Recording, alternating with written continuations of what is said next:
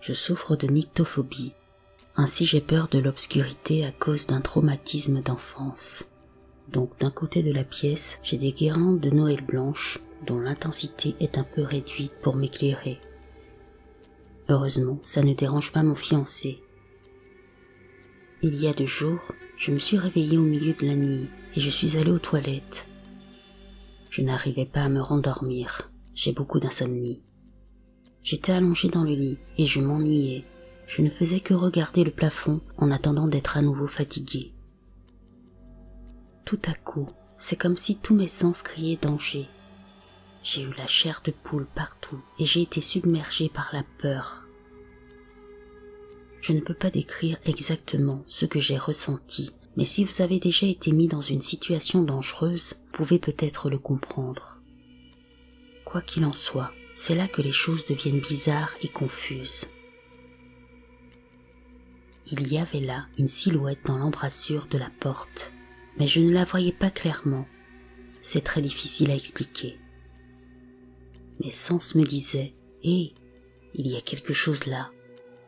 Je pouvais le suivre des yeux, je pouvais le sentir, mais mes yeux ne pouvaient pas complètement le voir. Quelle que soit cette chose, ce n'était pas une ombre solide, mais ce n'était pas non plus une forme humanoïde. C'était comme un brouillard ou de la fumée, mais pas sombre. C'était grand, un peu comme si quelqu'un s'était recouvert d'un drap et s'était tenu debout, ce genre de forme. Je sais que ça n'a pas de sens, c'est comme si je savais qu'elle était là, mais qu'elle se camouflait. Encore une fois, je suis désolée, mais c'est tellement difficile à expliquer. Elle est passée de l'entrée de la porte à l'autre côté de la pièce, au bout du lit. Cette chose n'a pas marché, elle s'est plutôt téléportée. Puis soudain, je la vois passer du bout du lit à mon côté du lit. À ce moment-là, je me redresse et mes sens s'affolent. Mon instinct me dit danger et chaque partie de moi me dit de bouger et de le faire maintenant. En me fiant à ce que mes yeux voyaient, je me suis dit que j'avais peut-être réagi de manière excessive.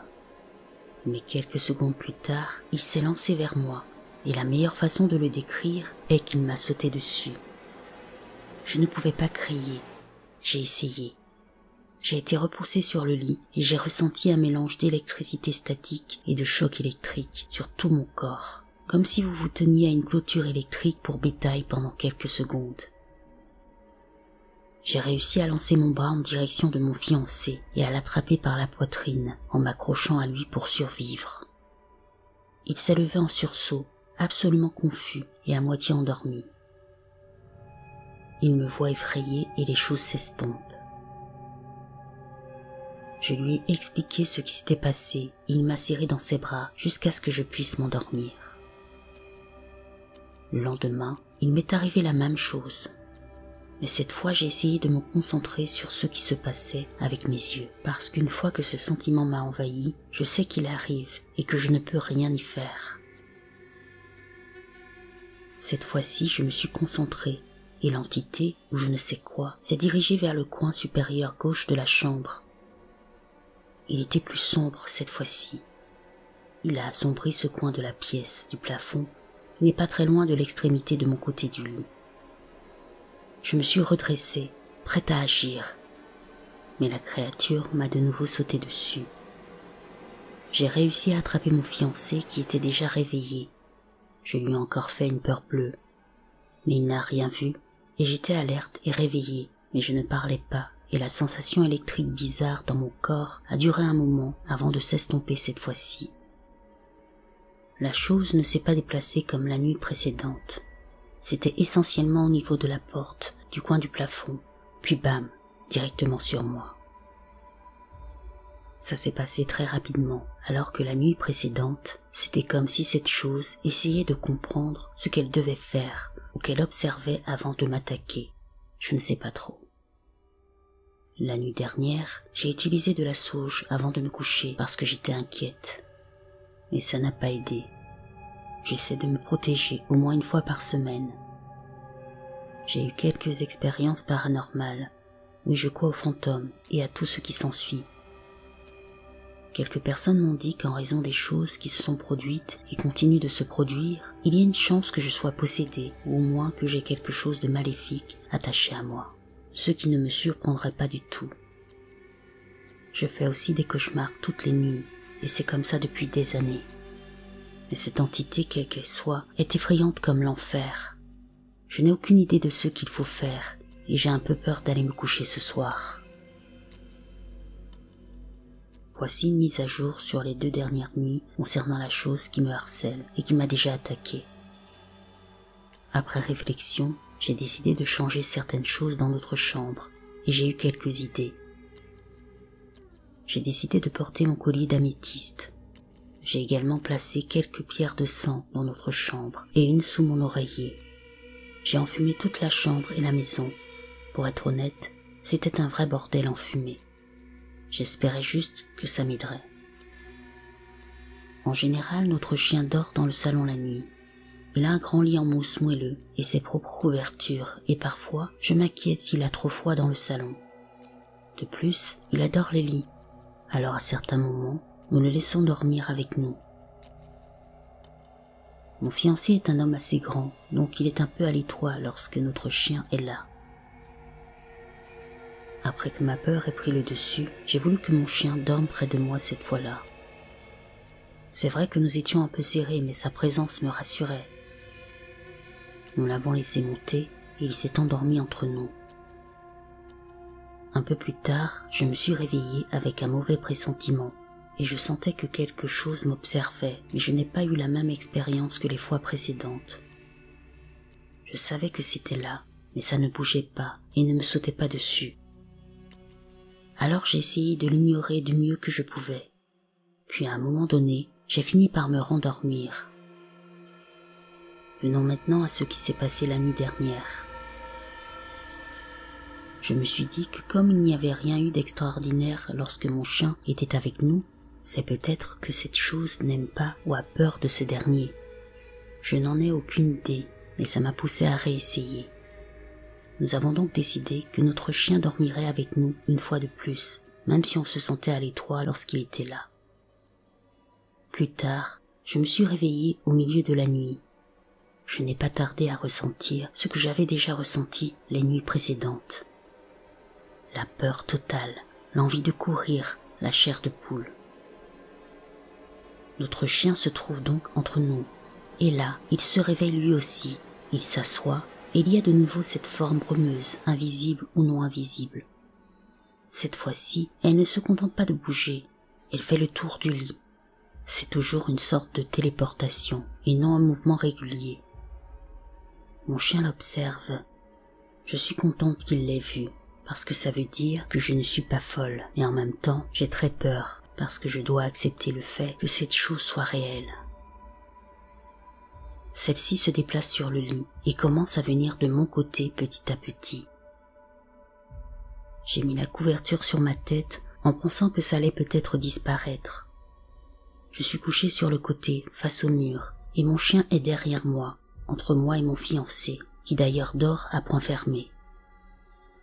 Je jette un coup d'œil pour voir ce que fait mon chien, et il regarde vers moi. Puis je tourne la tête vers l'arrière, toujours sous la couverture. Mes sens sont en alerte. Une partie de moi se dit de ne pas regarder parce que qui sait ce qui pourrait arriver. Je ne veux pas que cette chose me saute à nouveau dessus. Malheureusement, j'ai décidé de tirer la couverture vers le bas et de la regarder. C'était une erreur, car juste devant mon visage se trouvait cette forme qui me harcelait. Inutile de dire que j'ai eu très peur et que j'ai replongé la tête sous ma couverture. J'ai senti presque les mêmes sensations, mais ce n'était pas aussi fort que lorsqu'elle a sauté sur moi et m'a fait tomber en arrière. Et ça n'a pas duré très longtemps, c'était différent d'une certaine manière. Mon instinct me disait toujours qu'il y avait un danger et l'envie de fuir était irrésistible. Mais rien d'insensé ne s'est produit comme l'autre nuit, alors j'ai décidé de rester sous ma couverture. Je sentais mon chien bouger sur le lit, mais je savais qu'il était toujours là et qu'il me surveillait. Je suis restée éveillée un bon moment, toujours cachée sous la couverture, et j'ai fini par me rendormir. Je me suis réveillé plusieurs fois au cours de la nuit, mais je n'ai pas eu d'autre expérience avec cette chose. Ce matin, je me suis rendu compte que notre chien était toujours à mes côtés. Il est resté avec nous toute la nuit. Lorsque mon fiancé s'est levé pour le laisser sortir, il n'a pas voulu descendre du lit. Il a fallu que nous l'encouragions tous les deux pour qu'il sorte. Je me demande si c'est grâce à mon chien que l'entité ne m'a pas attaqué cette fois-là. Mais hier soir, c'était comme si elle m'observait de très près, sans me sauter dessus, en tournant autour de notre lit. Mon chien a pu la voir, il ne m'a jamais quitté. Juste après ça, nous avons reçu de très mauvaises nouvelles. Il s'agit certainement d'une simple coïncidence, je suppose. Qu'est-ce que cette chose peut bien être? Est-ce un esprit, un démon? Ou est-ce une créature qui se camoufle assez bien dans son environnement? Ou quelque chose dont on n'a pas vraiment entendu parler? Que dois-je faire? Est-ce qu'il y a une chance qu'elle disparaisse d'elle-même?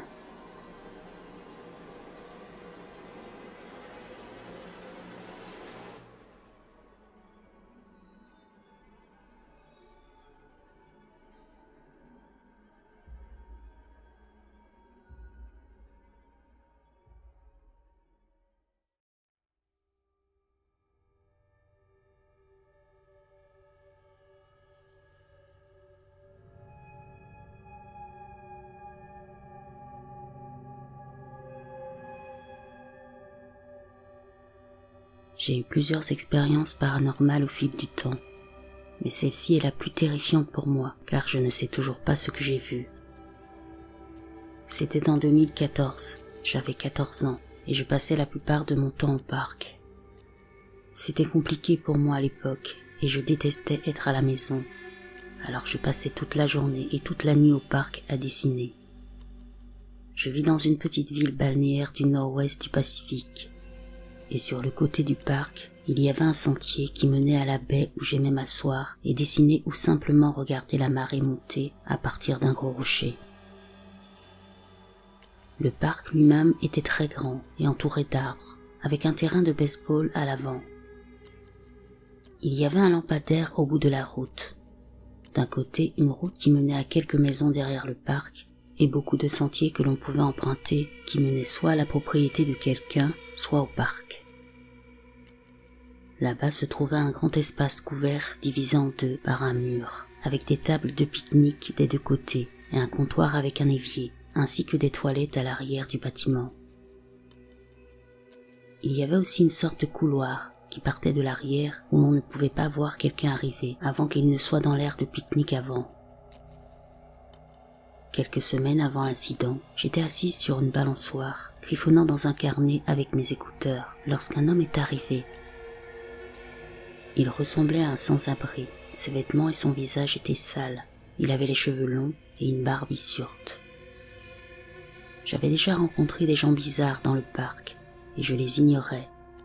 J'avais toujours un couteau de poche sur moi, au cas où quelqu'un tenterait quelque chose, mais je n'ai heureusement jamais eu à m'en servir. L'homme s'est assis sur un banc et m'a observé pendant une dizaine de minutes. J'ai continué à l'ignorer, j'ai gardé mes écouteurs, mais j'ai mis ma musique en pause parce que j'ai remarqué qu'il parlait. Il marmonnait en quelque sorte tout seul, et je ne pouvais pas vraiment comprendre les mots jusqu'à ce qu'il se lève et s'approche de moi. J'ai levé les yeux vers lui et il a commencé à parler. Il m'a dit qu'il fallait que je me protège des monstres de la ville. Il a ajouté que les monstres aiment les jolies jeunes filles comme moi, et qu'il a été envoyé ici pour les protéger. Ma première pensée a été « Ok, ce mec est défoncé, et je devrais probablement foutre le camp. » Mais avant même que je puisse sortir de la balançoire, il s'est retourné et s'est éloigné. Je ne l'ai jamais revu après ça. Passons maintenant à l'incident. Il s'est produit quelques semaines après ma rencontre avec l'homme étrange. Il était très tard et j'étais assise dans le parc. La seule source de lumière venait d'au-dessus de moi et de l'unique lampadaire de l'autre côté du parc, de sorte que la plus grande partie du terrain était dans l'obscurité. Je faisais souvent ça, car j'aimais être seule la nuit et je n'avais jamais eu de mauvaise expérience à cette heure-là. J'ai levé les yeux de mon dessin et j'ai remarqué ce qui ressemblait à un chien blanc énorme qui courait sous le lampadaire. J'ai continué à regarder, espérant revoir le chien. Je n'arrivais pas à distinguer quoi que ce soit dans l'obscurité, quand soudain j'ai vu la même chose traverser le champ et monter dans les bois en l'espace de quelques secondes. Le temps semblait ralentir pendant que j'observais cette créature. Je me suis rendu compte qu'il ne s'agissait pas d'un chien, car il n'avait pas de fourrure et quelque chose en lui semblait presque humain. La façon dont son corps bougeait ne semblait pas normale. Je ne pouvais pas distinguer ses traits à cause de la vitesse à laquelle elle courait. Je me suis figé, j'étais terrifié et je ne savais pas quoi faire. J'avais mal au ventre et mon esprit me criait de partir. C'est ce que j'ai fait.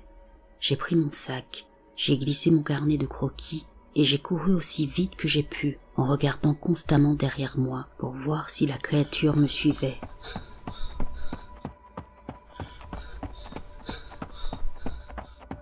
Je n'ai pas arrêté de courir jusqu'à ce que j'arrive devant chez moi.